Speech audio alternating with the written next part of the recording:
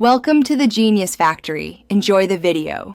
You begin by locking down non-negotiables, budget, airports, and a date range. Open an incognito window so prices don't inflate. This helps you see baseline fares. Next, use a fare aggregator and one airline site simultaneously to compare results quickly. Enter flexible dates and nearby airports. This widens options and often saves money. As you input passengers and cabin class, double-check ages for child/senior fares because they change totals. Once done, note the top 3 candidate itineraries for deeper comparison.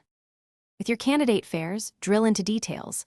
Filter by total travel time, minimum connection times, and baggage costs so there are no surprise fees.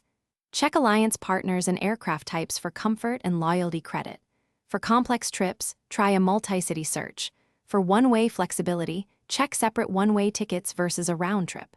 If price volatility worries you, set fare alerts and monitor price calendars for 24 72-hour dips. Make sure to factor visa or transit requirements now to avoid last-minute rebooking.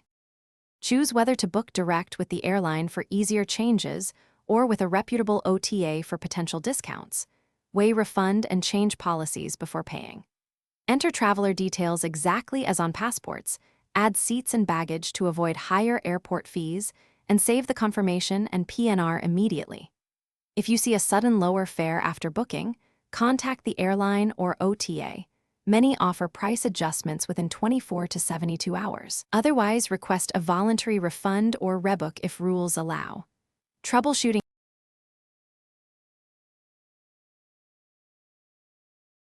Thanks for watching. If you found this helpful, don't forget to like and subscribe.